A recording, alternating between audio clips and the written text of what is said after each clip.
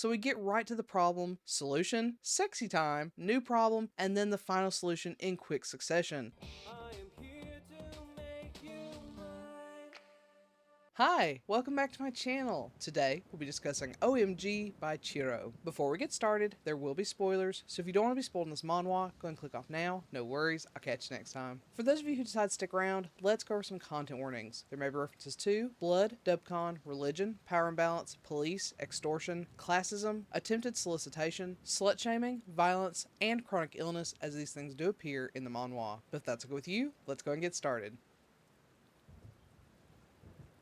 Kang Johan's life is screwed. He's in terrible debt thanks to a friend who ditched him, is being hounded by loan sharks, and is on the cusp of being kicked out on the street. He just can't seem to catch a break in any reasonable way, so he tries the last thing he possibly can, ask a fortune teller. The fortune teller tells him what he already knows, that he is plagued with some of the worst luck in existence, but he has a way out. Johan can become a shaman, summon a god, and appease that god to change his fortune. Johan, while unsure of the validity of this, really doesn't have any other choice. Unfortunately, the official way would cost 6 million won, which is just not in his budget. So a quick online search later and he's doing it the free way. Much to his surprise, he does manage to summon a god named Chung. But Chung is a bottom of the rung god and Johan doesn't feel any better about all this working. However, as Johan begins to get physical with the snake god, his fortune steadily begins to change. But nothing in life is free. Just how much will Johan's cheap god cost him?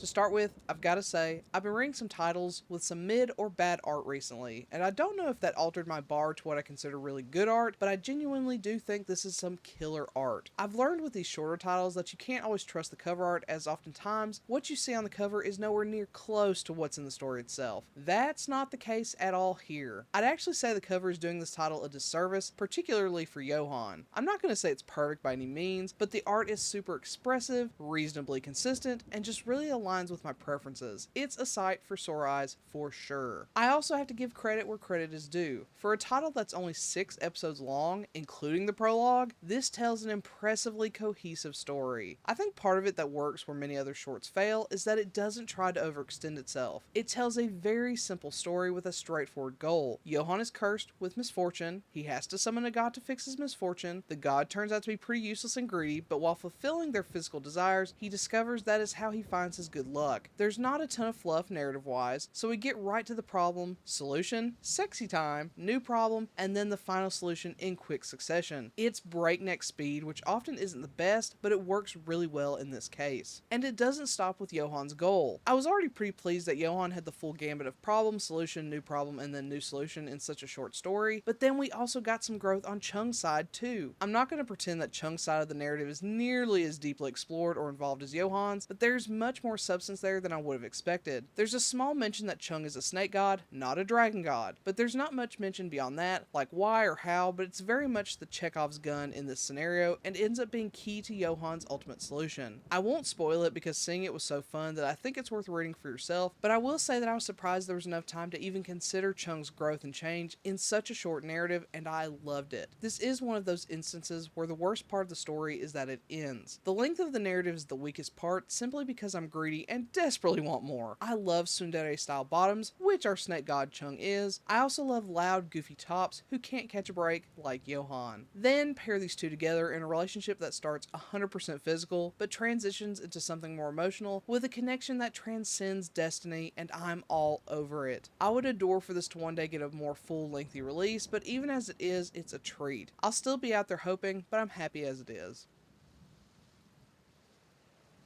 With all that being said, I loved this. I wouldn't call it a favorite, but it has favorite potential. If this were to come out with a more full release, I would be ready, wallet open, to consume it. This is a smut-heavy title with much more heart than I would have anticipated in such a short package, and I think it's worth every penny to read it. This was a drop of water in a desert of rough BL recently, and I am living for it. Highly recommend. So, have you read OMG? If so, what do you think? Do you agree with my assessment? Do you not? Let me know in comment below. Otherwise, I'll catch you next time. Bye!